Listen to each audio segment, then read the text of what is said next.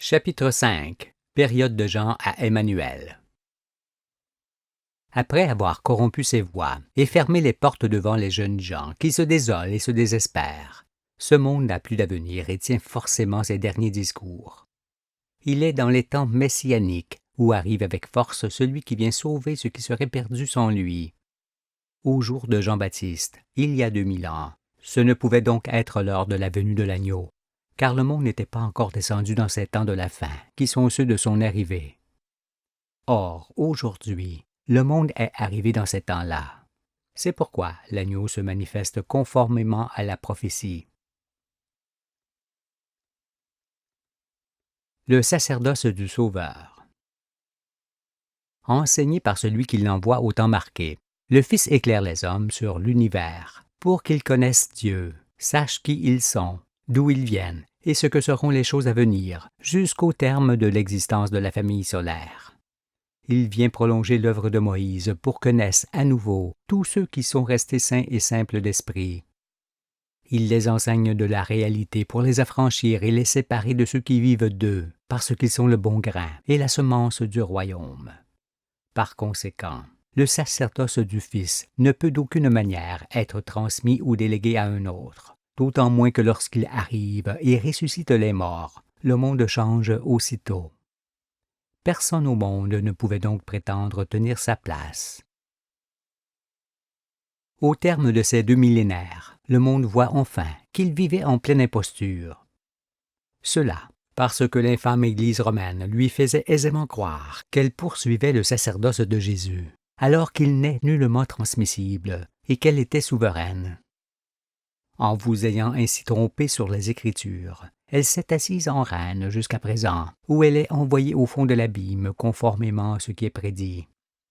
Comprenez-vous que si je ne mettais un terme à sa supercherie, le monde entier serait perdu à jamais. Il en serait fait de lui, parce qu'à cause de cette Église qui s'est emparée de ma vigne, nul ne pourrait savoir qui je suis, ni me suivre. Vous péririez alors jusqu'au dernier. Pour vous éclairer et empêcher ce désastre, je vais vous montrer comment cette Église commença à se former au temps de Jean, qui était le temps de l'apogée de l'Empire romain, et non au temps de Jésus. Après quoi ceux qui s'intéressent aux Écritures comprendront mieux le Nouveau Testament, qui est imprégné de cet empire maléfique. Le nouveau nom du Christ. Mais il est d'abord nécessaire de savoir que Christ est tiré du grec Christos, signifiant loin, c'est-à-dire celui qui est consacré, annoncé et marqué depuis toujours du sceau de Dieu, sur son front par l'onction. Cet homme, qui est loin d'Aaron et d'Israël, a l'esprit du Père et connaît toutes ses œuvres qu'il vient expliquer au monde. C'est pourquoi à l'élu se rattachent 2 noms, Jésus et Emmanuel, car Jésus est dans l'Écriture le personnage d'Emmanuel dans le monde aujourd'hui. Entendez que Jésus est le nom ancien du Christ et qu'Emmanuel est son nouveau nom. Dans l'Ancien Testament, Ésaïe annonce sa venue ainsi. Voici, la Vierge sera enceinte, elle enfantera un fils, et on lui donnera le nom d'Emmanuel, ce qui signifie Dieu avec nous. La Vierge, c'est Sion, dont on parlera prochainement. Mais pourquoi ce fils est-il appelé Jésus, et non Emmanuel?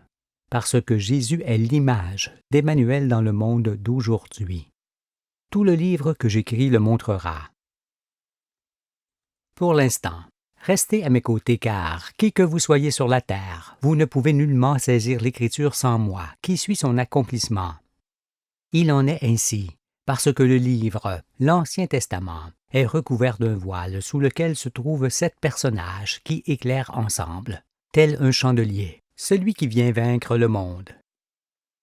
Mais j'enlèverai ce voile, pour que vous puissiez me voir tel que je suis.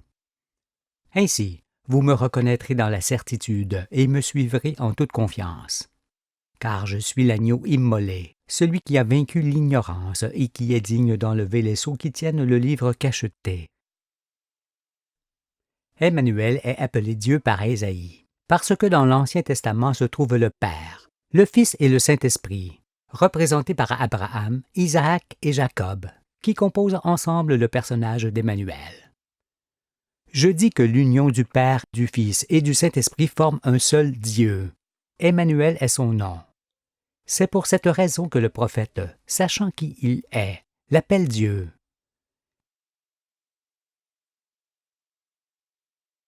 Le temps de Jean et le temps d'Emmanuel. Sachez que c'est Moïse qui a écrit l'Ancien Testament et que c'est Jean qui a écrit le Nouveau. Et bien que vous ne puissiez encore l'entendre ici, les deux personnages importants de l'Ancien Testament sont Moïse et Aaron, ce dernier étant l'image du Fils de l'homme.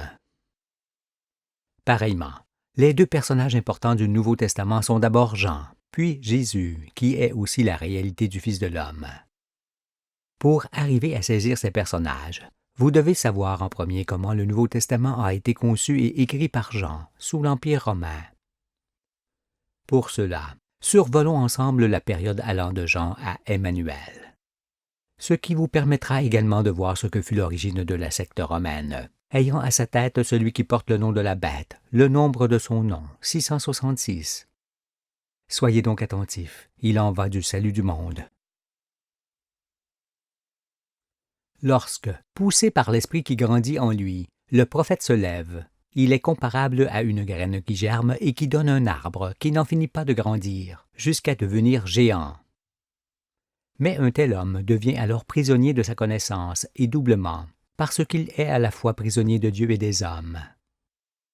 Au temps de l'Empire romain, il en est un qui devint géant et qui porta le nom de Jean, qui signifie géant. Jean était ce prisonnier qui, peu à peu et tel l'arbre qui pousse, en vint à saisir ce que seraient les œuvres de celui qui viendrait après lui, et qui serait plus grand que lui. Ce qui signifie dans une autre époque, car il va de soi que Dieu ne suscite pas deux prophètes en même temps, et côte à côte, mais les envoie séparément dans des temps différents. Vous trouverez cela dans cette parole de Jésus. Je vous le dis en vérité, parmi ceux qui sont nés de femmes, et non de l'Esprit comme vous allez naître aujourd'hui avec moi, il n'en a point paru de plus grand que Jean-Baptiste. Cependant, le plus petit dans le royaume des cieux est plus grand que lui. Depuis le temps de Jean-Baptiste, il y a 2000 ans, jusqu'à présent aujourd'hui, le royaume des cieux est forcé, et ce sont les violents qui s'en emparent. Car tous les prophètes et la loi ont prophétisé jusqu'à Jean. Et, si vous voulez le comprendre, c'est lui qui est l'Élie qui devait venir. Que celui qui a des oreilles pour entendre, entende. Mais, en 2000 ans, vous n'avez toujours point entendu ce que dit Jésus. Sentez-vous cependant ces deux époques distinctes de Jean et de Jésus? Ce que je vous dis, moi, c'est que Jean avait tous les traits d'esprit de cet Élie qui est annoncé à la fin de l'Ancien Testament. Mais il n'avait point en lui la lumière divine qui ressuscite les morts et dont seul le Fils unique serait pourvu. Il sut ainsi qu'il n'était point ce Fils unique, mais son messager envoyé devant lui pour préparer son chemin et aplanir ses sentiers, et pour le faire lever ensuite.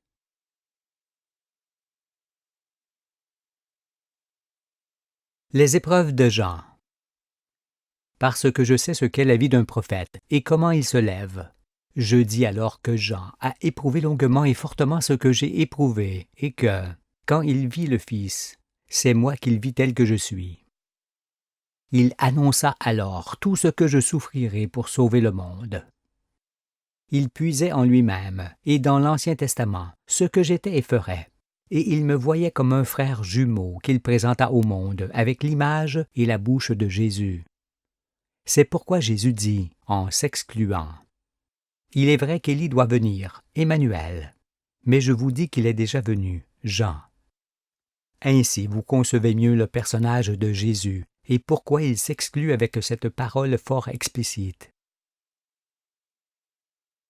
Pour saisir le sens de la prophétie, il faut d'abord voir que dans l'Ancien Testament, on y apprend le Père. Dans le Nouveau, on y apprend le Fils. Et dans ce dernier testament, qui est l'accomplissement de toute la prophétie, on y apprend le Saint-Esprit, avec lequel le monde vivra éternellement. Il y a donc forcément une ressemblance dans ces trois ouvrages, parce qu'en ayant les mêmes traits d'esprit, Moïse, Jean et Emmanuel s'expriment d'une façon semblable. Mais, contrairement à moi, Moïse et Jean remplirent leur écriture de personnages dont ils avaient besoin pour transmettre le message de Dieu. C'est pourquoi, bien que symboliques, ces personnages sont de véritables guides. Paul, par exemple, n'est pas homme, mais personnage né de la main de Jean. Celui qui explique Jésus aux Grecs et aux Romains, afin que ce soit le monde entier qui entende. Puisque Paul n'était point avec Jésus, mais l'explique avec beaucoup de profondeur et d'exactitude, je dis qu'il est un personnage créé par Jean pour annoncer le messager. C'est pourquoi Paul dit « Lorsqu'il viendra, nous le verrons tel qu'il est. » Les Écritures se répandirent dans le monde cachetées et scellées, pour être lues dans leur vrai sens seulement lorsque le Fils paraît, car c'est en Christ que le voile disparaît. Écrites par les prophètes, elles ne peuvent être expliquées que par l'un d'eux, et non par l'homme né de femme. Entendez donc ce qu'il y a lieu d'entendre. Le trouble jeté par Jean. Que s'est-il donc produit, il y a 2000 ans, sous l'Empire romain? Pour interpréter correctement le Nouveau Testament, il faut voir en premier lieu que Jean baptise la foule, c'est-à-dire qu'il enseigne les gens, en avertissant le monde que le Fils de l'homme viendra après lui, en son temps, et qu'il faudra être debout ce jour-là. Ce Jean gênait donc les Romains, et il leur fallait agir pour que la foule cesse d'aller après lui. Et c'est ce qu'ils firent.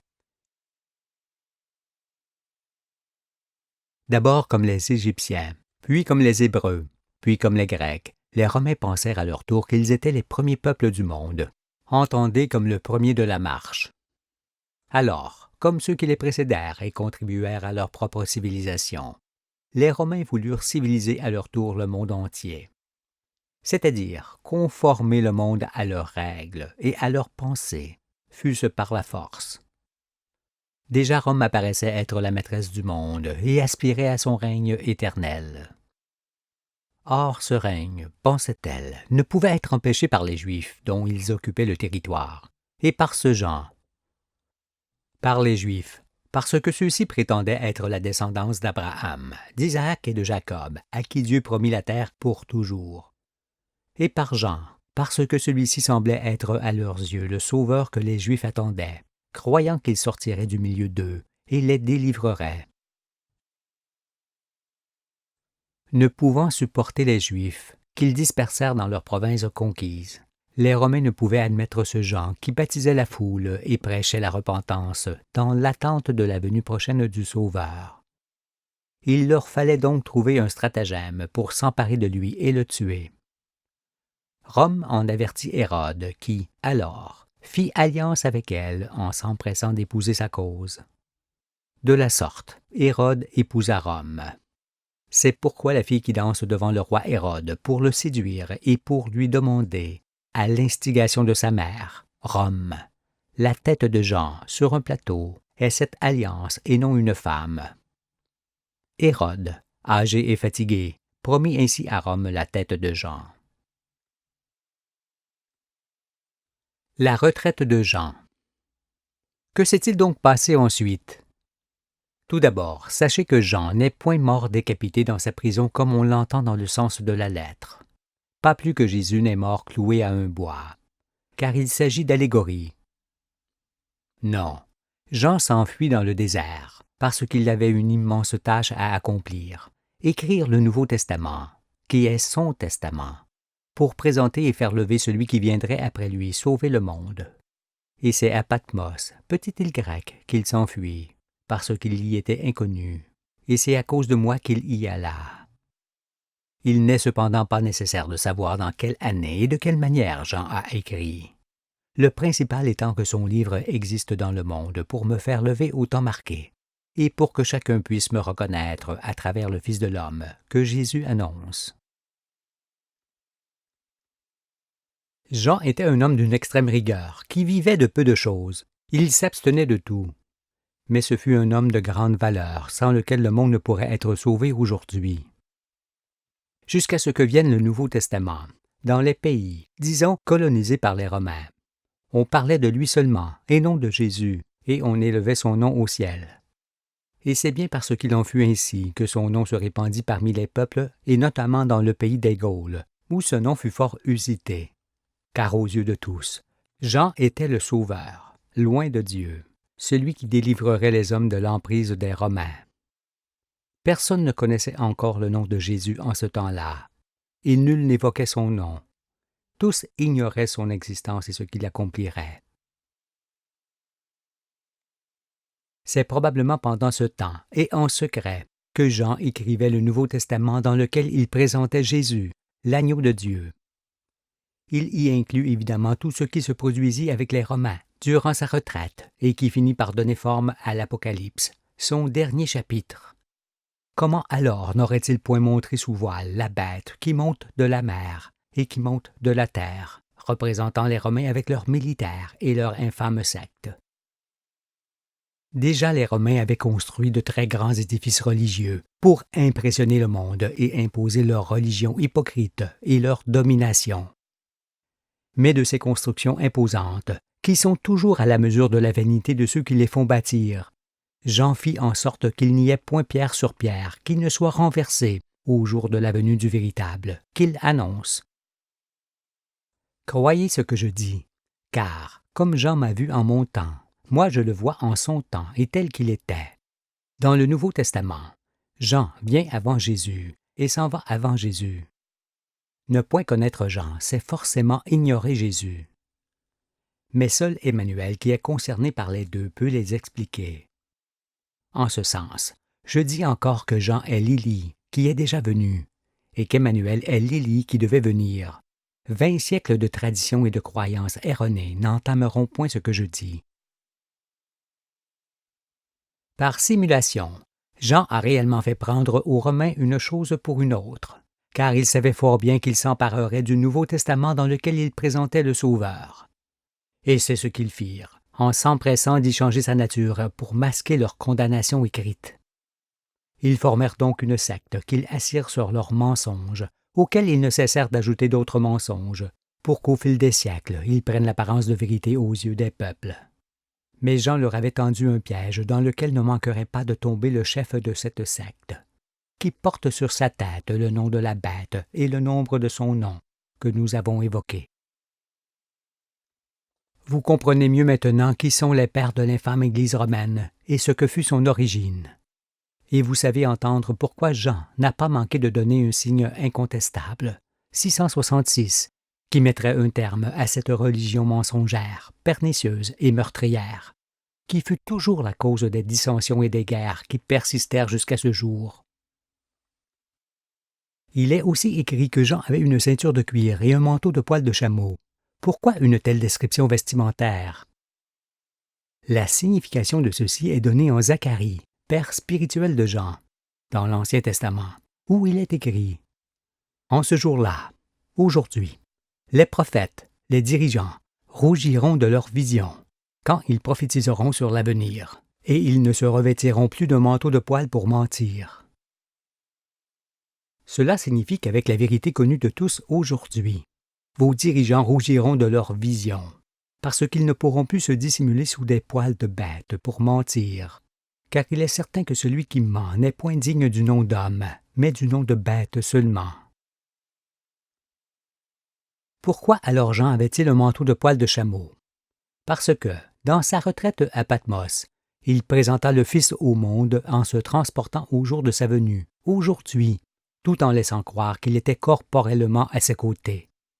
Il a agi ainsi pour préparer son chemin, c'est-à-dire pour faire sortir devant lui les traîtres et les imposteurs qu'il surprendrait à son arrivée. Et c'est ce qui se produit réellement aujourd'hui, comme vous le voyez, car j'arrive en pleine trahison. La profanation des Écritures. J'ai encore quelque chose à vous montrer. À la fin du Nouveau Testament, Jésus dit « Je le déclare à quiconque entend les paroles de la prophétie de ce livre.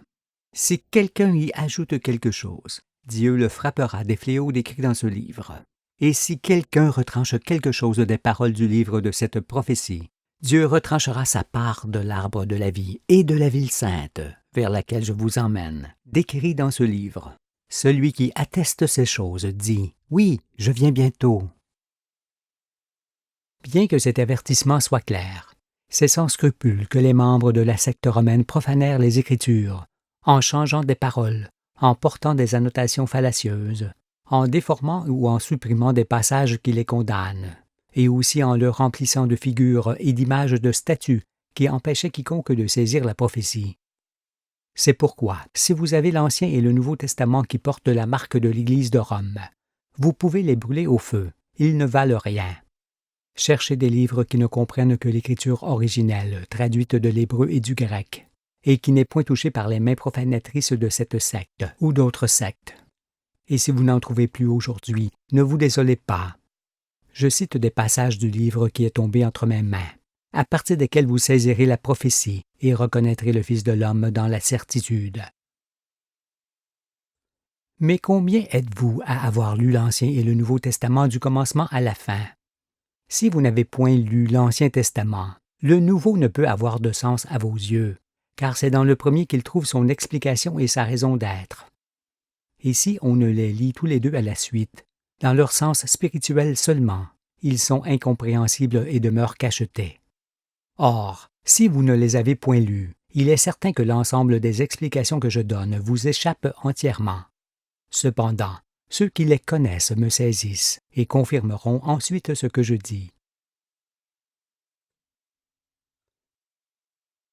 Le comportement des sectes. Lorsque l'élu de Dieu se lève dans le monde, il faut évidemment s'attendre à ce que les sectes qui se formèrent dans les ténèbres se dressent ensemble contre lui, car elles savent qu'il en est fini d'elles. En vérité, qu'est-ce qu'une secte? Il s'agit d'un groupe de personnes ayant des affinités communes et qui sont adeptes d'une doctrine au sein d'une société. Elle est reconnaissable par ses fondateurs et leurs successeurs, qui organisent une hiérarchie pour prêcher les vertus de leur doctrine et les récompenses qu'on doit en attendre, tout en faisant usage de prosélytisme, de l'argent, de l'asservissement et aux besoins du châtiment des adeptes dissidents. Ils agissent ainsi parce qu'en vérité, ceux qui fondent une secte sont des individus parasitaires qui invoquent Dieu du haut de leur piédestal pour mieux s'introduire dans l'esprit des faibles et vivre à leurs dépens. Mais celles qui se formèrent durant le temps des ténèbres ne sont pas uniquement religieuses, car tous les groupements, les partis, composés d'hommes politiques qui défendent les mêmes opinions, ou d'hommes à la recherche du pouvoir ou du profit, sont pareillement des sectes, même s'ils n'invoquent point Dieu. C'est pourquoi on peut dire que ce monde de Babel n'est qu'une immense organisation de sectes diverses, et que leur long endoctrinement, dont vous êtes quotidiennement l'objet, a créé en vous une dépendance dont vous aurez du mal à vous débarrasser, ce qui est un grand malheur. D'autant que ce faux prophète qui faisait croire qu'il était le vicaire du Fils de Dieu et qui va s'opposer à sa venue est celui qui va occasionner le plus grand nombre de morts sur toute la face de la terre. Car des myriades d'innocents, pris par sa secte, ne pourront l'abandonner. Ils périront, comme périront tous ceux qui ne s'apercevront pas que ce n'est pas autant de gens, il y a 2000 ans, mais aujourd'hui que Dieu envoie Emmanuel pour mettre fin aux infamies. Soyez donc vigilants sur tout ce que je dis.